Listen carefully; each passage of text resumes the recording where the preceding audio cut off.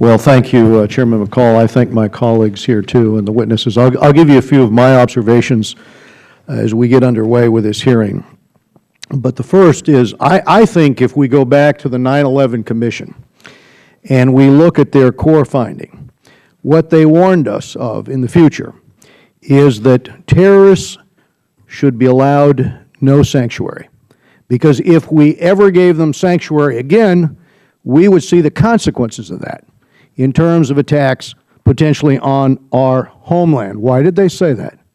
They said that if they have safe haven, if they have this time and space available to them where they're going to be able to go forward with their capabilities of making bombs or training with automatic weapons, we could see them attack the West again as a consequence of allowing them to have that safe haven.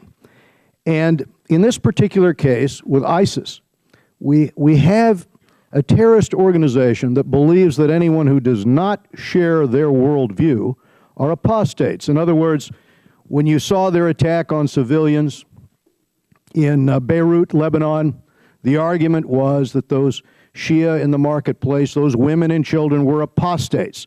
The attacks on the young people in Paris, the argument there again, they're apostates. So when it comes to a philosophy like that, I think the administration is on the wrong track with this strategy of containment. You can't contain a terrorist organization like that intends to establish a state and use it to train and recruit in order to carry out its attacks overseas. You've got a second point that the 9/11 Commission, I think, would make. I think they would have been dismayed to have watched ISIS, who say in their playbook that their goal is to take over territory. I think they would have been dismayed to watch for 12 full months as ISIS took town after town, starting with Raqqa and going into Fallujah and Ramadi and all the way up to Mosul. 12 months when our air power was not allowed to take off and hit any of these ISIS targets. Over and over again, we in the Foreign Affairs Committee, members on both sides of the aisle, called for the use of our air power to stop ISIS from taking these cities and taking territory. We know that we had allies in the Pentagon, and we know that we had an ally in the ambassador in Baghdad. And yet the decision was made by the administration, not to take action until finally Mosul itself had fallen.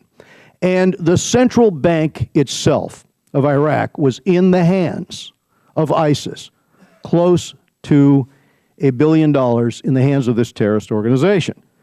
So given that ISIS believed that a necessary step in undermining democracy and setting the stage for their ideology was to expand their territory, this containment strategy is a very flawed position. Now, the fighting force of ISIS itself is another issue here, because on balance it has not shrunk, and it hasn't shrunk because of the virtual caliphate that they've set up on the internet. They have now attracted 30,000 foreign fighters into ISIS. And when you look at the more than 100 countries that they've recruited from, it's clear again that the containment strategy, far from being a disincentive, has actually allowed them to say that we are advancing in terms of our strategy and our recruitment. Young men are watching them on the advance. 4,500 hold Western passports of these ISIS fighters. 250 of them are Americans. In France's case, 1,800 of its citizens are entrenched now in jihadi networks, and this terrorist diaspora is not far from France and is a plane ride away from here. So now with this conundrum that we're in, we hear this argument from ISIS, as the FBI director so aptly summed it up: troubled soul, come to the caliphate, you will live a life of glory, and if you can't come, kill somebody where you are.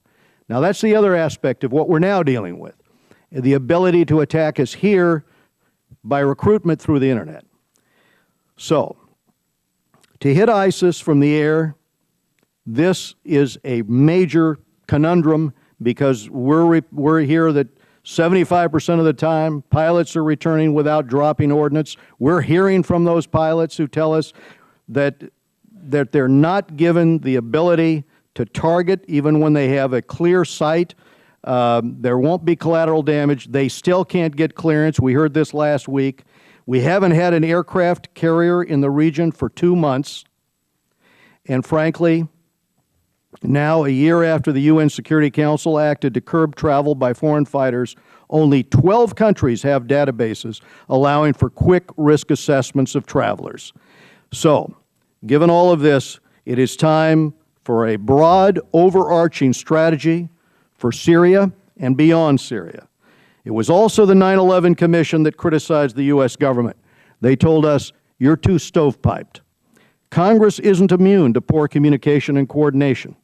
So it makes sense for our committees to work together on a topic like this, and I look forward to working with the other members here as chairman of the Foreign Affairs Committee to make sure that at the end of the day, we reverse what the administration is doing here and put forward a sound strategy to defeat ISIS. Thank you, Chairman.